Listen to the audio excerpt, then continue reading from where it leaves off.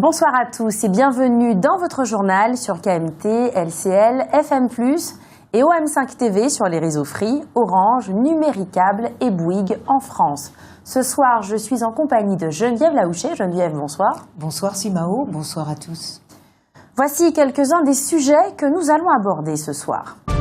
La Martinique est repassée en vigilance verte. Les riverains de la Pointe de la Vierge à Fort-de-France étaient mobilisés ce matin, vendredi 7 octobre. Depuis 22 ans, depuis 1994 très exactement, l'UFM, l'Union des femmes de la Martinique, a entrepris un véritable travail autour des femmes et de leur parcours dans l'histoire de notre pays. En Haïti, le bilan continue de s'alourdir. Ce vendredi matin, les autorités locales recensaient au moins 842 morts après le passage dévastateur de l'ouragan Matthew. Dimanche dernier, pour son dernier week-end de fête patronale placé sous le thème « Expérience, Espérance », la ville du François avait revêtu ses habits de fête. Samedi 1er octobre dernier, des résidences ont été inaugurées dans le lotissement Les Hauts de Bagatelle, Gros-Morne. Les riverains de la Pointe de la Vierge à Fort-de-France étaient mobilisés dans le quartier ce matin, vendredi 7 octobre, pour réclamer leur titre de propriété sur les 50 pas géométriques. Ils sont en attente depuis plus de 4 ans. Un blocage a été érigé pour empêcher l'accès à un chantier de construction pour un logement à caractère social. À la demande de l'Assopamar, le tribunal administratif de Fort-de-France a demandé l'arrêt des travaux concernant l'extension du terminal de la Pointe des Grives. Et saisi par l'Assopamar encore, le tribunal administratif lui a partiellement donné raison en interdisant l'exploitation de l'usine Albioma du Galion pour cause d'incompatibilité du projet avec le schéma directeur d'aménagement et de gestion des eaux. Mais le tribunal n'a pas retenu les autres griefs présentés par l'association écologique et a autorisé la poursuite de la construction de l'usine. Albioma compte faire appel de cette décision. Et enfin, la Cour d'appel de Bordeaux devra également étudier un autre dossier venu de Martinique. Il s'agit de celui qui concerne les propriétaires du restaurant Le Bout du Monde. Ces derniers ont en effet décidé de faire appel de la décision du tribunal administratif de Fort-de-France qui a annulé le permis de construire accordé par la mairie de Ducos, et cela alors même que de son côté, la Cour d'appel de la Martinique a, elle, validé la construction.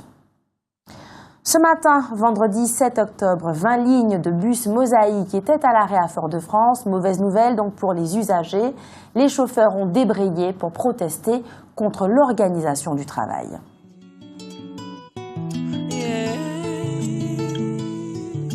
On est décidé à vivre nos rêves et non à rêver nos vies. Jamais on ne se laissera vider.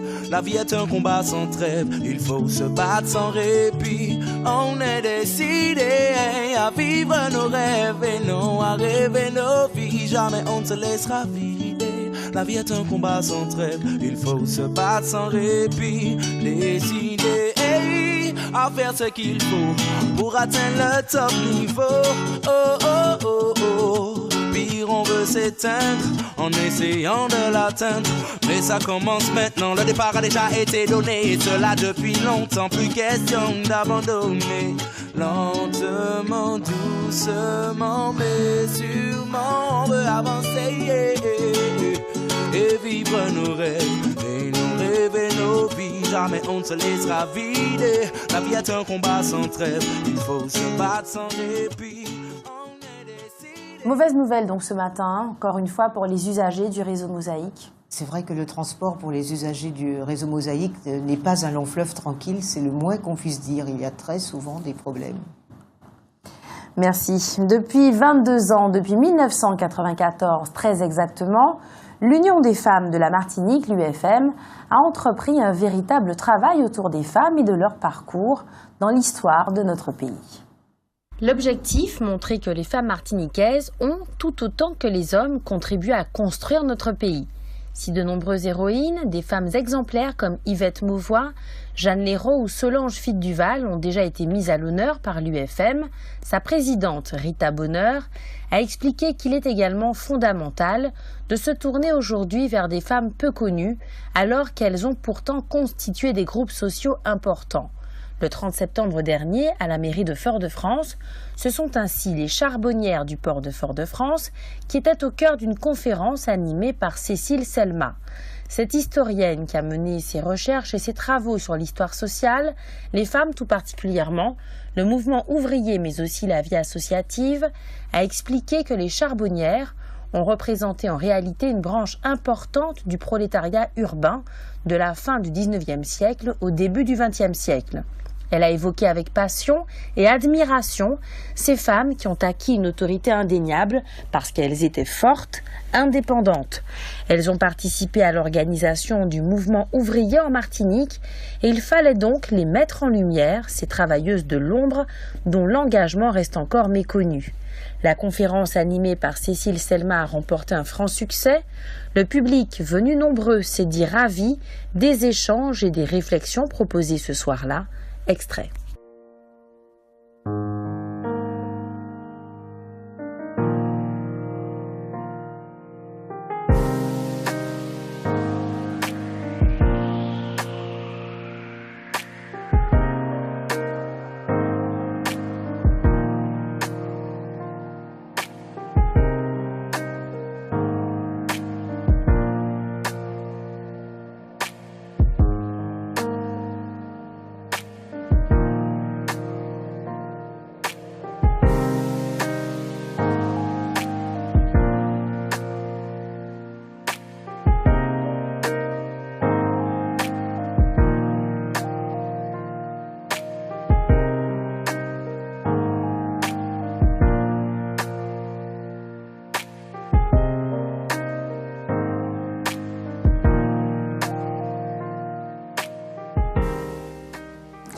Il est important, selon vous, de faire connaître davantage ces femmes de l'ombre ?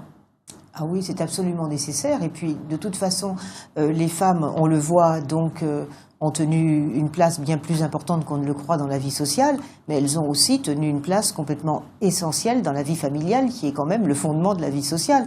C'est-à-dire que l'éducation des enfants était essentiellement dévolue aux femmes, et ce sont souvent des femmes qui, à force de travail et de persévérance, ont formé les hommes et les femmes qui ont pu jouer un rôle essentiel dans la société. Donc effectivement, je trouve nécessaire et admirable ce travail de l'Union des femmes. Je vous remercie. Le bilan continue de s'alourdir en Haïti. Ce vendredi matin, les autorités locales recensaient au moins 842 morts après le passage dévastateur de l'ouragan Matthew, alors que 80% des bâtiments de la ville de Jérémie, qui compte 30 000 habitants, ont été détruits et que de nombreux villages restent inaccessibles. Le décompte pourrait dépasser les 1000 victimes. En Martinique, du côté de la communauté haïtienne, c'est la désolation. Elle se mobilise pour envoyer des dons en Haïti. Certains ont perdu des proches. L'association ISA Caraïbes, Enfants Soleil d'Avenir, qui a lancé un appel à la générosité des Martiniquais, espère réunir plus de 10 000 € de dons. Par ailleurs, Alfred Montieu, le président de Cap-Nord, demande à la population martiniquaise de se mobiliser pour venir en aide aux milliers d'Haïtiens sans abri. Il a également évoqué la nécessité de mettre en place une meilleure collaboration entre les services météorologiques des Antilles françaises et ceux du reste de la Caraïbe. Et puis chez nous, nous sommes repassés donc en vigilance verte, même si quelques pluies sont encore prévues. Dimanche 2 octobre dernier, pour son dernier week-end de fête patronale, la ville du François avait revêtu ses habits de fête, placés sous le thème « Expérience, espérance ». Après la messe de 7 heures, le traditionnel dépôt de gerbes au monument aux morts a eu lieu en présence notamment de la sous-préfète du Marin, Corinne Blanchot-Prosper, du sénateur-maire Maurice Antiste et du maire honoraire Ernest Wan Ajou. La section des anciens combattants du François et de Martinique était également présente, ainsi que de nombreux élus de la commune et d'autres municipalités. Le traditionnel défilé dans les rues du bourg du François a donc rassemblé les officiels et les associations de la ville au son des groupes à pied et selon la cadence des majorettes. La salle des fêtes a ensuite reçu la cérémonie officielle, les allocutions d'usage et le vin d'honneur. En introduction, Marie-France Thinault, maire adjointe chargée de la culture et de la vie associative, a expliqué le thème expérience et espérance. Il traduit la volonté de la municipalité de mettre en valeur le savoir-faire et les acquis d'hommes et de femmes d'expérience. Au cours de cette cérémonie, de nombreux parcours exemplaires ont ainsi été présentés, des parcours de Martiniquais de différentes générations. Celui de Yamina Sylvestre, jeune docteur en droit, revenu mettre ses connaissances au service de la Martinique. L'exemple de Julie Lacaille qui, à 21 ans, a déjà un long parcours associatif, ou encore celui du chef d'entreprise Lucien Wilfried. Maurice Antiste, le sénateur maire du François, a par ailleurs retracé le parcours de son prédécesseur, le maire honoraire Ernest Wan Ajou. Le monde de la yole franciscaine a aussi été mis à l'honneur. Charles-Édouard Lupon, élu chargé des sports, est ainsi revenu sur le parcours de Guy-Albert Romer, Jacques Amalire, Georges-Henri Lagier et Loïc Masse. Saluant le travail effectué par leurs deux prédécesseurs pour la popularité de la discipline à la Martinique, Charles-Édouard Lupon a porté l'accent sur le succès de la flottille franciscaine au dernier tour des Yoles rondes de Martinique. Les invités d'honneur ont tous reçu des cadeaux et la médaille de la ville. Enfin, pour clôturer cette célébration, le maire du François a dit tout son plaisir de voir qu'autant de monde ait répondu à l'invitation de la municipalité. Il a aussi exhorté les franciscains à garder les yeux ouverts pour ne pas se laisser tromper par les campagnes de désinformation. Ce mercredi 5 octobre, l'examen en première lecture du projet de loi sur l'égalité réelle s'est achevé à l'Assemblée nationale. Parmi les mesures approuvées par les députés, on note le principe d'une aide au retour destinée à faciliter le retour des ultramarins dans leur territoire d'origine dans les 5 ans après l'accomplissement d'une période de formation. Cette mesure prend en compte l'apprentissage académique et les expériences professionnelles.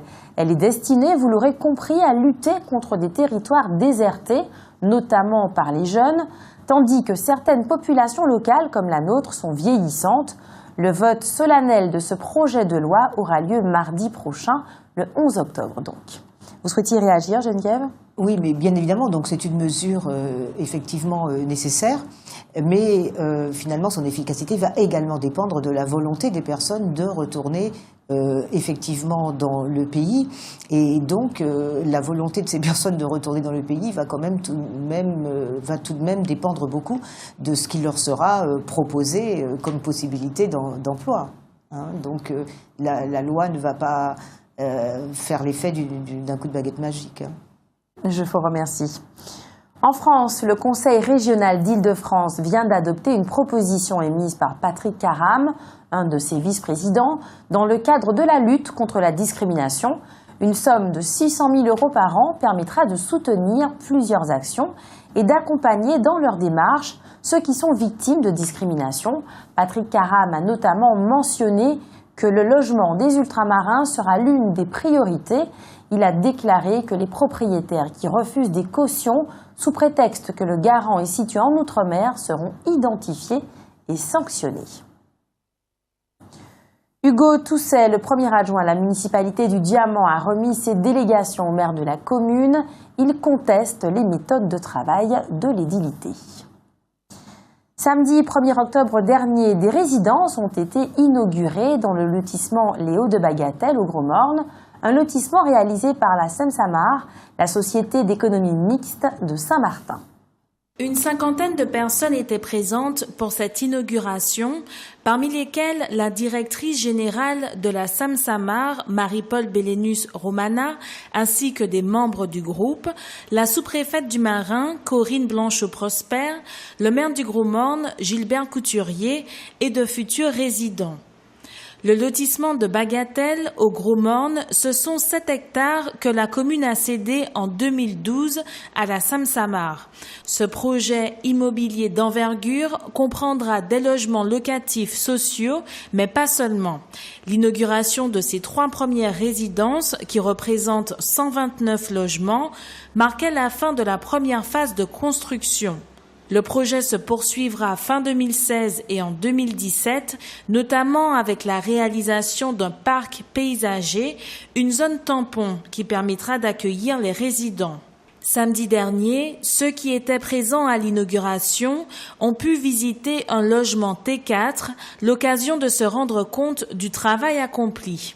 Selon la sous-préfète du Marin, Corinne Blanchot-Prosper, il s'agit de logements de grande qualité. Elle a notamment mentionné les panneaux photovoltaïques qui permettront de réduire les charges pour les résidents. Notons que ce projet a été mené en collaboration avec la commune du Gros-Morne et la communauté d'agglomération Cap-Nord Martinique et est le fruit d'un cofinancement entre l'État et la collectivité territoriale de Martinique. C'est à partir de la deuxième semaine de décembre que le nouveau plateau technique du CHU de Martinique sera opérationnel. Il sera en mesure d'accueillir 190 patients souffrant de pathologies lourdes.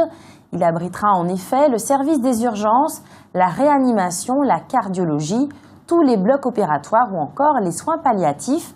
Rappelons qu'il répondra aux normes parasismiques et continuera à être opérationnel même après une violente secousse puisqu'il sera doté d'une réserve d'eau et d'un bloc électrogène. Restez connectés aux Outre-mer avec outremernews.fr.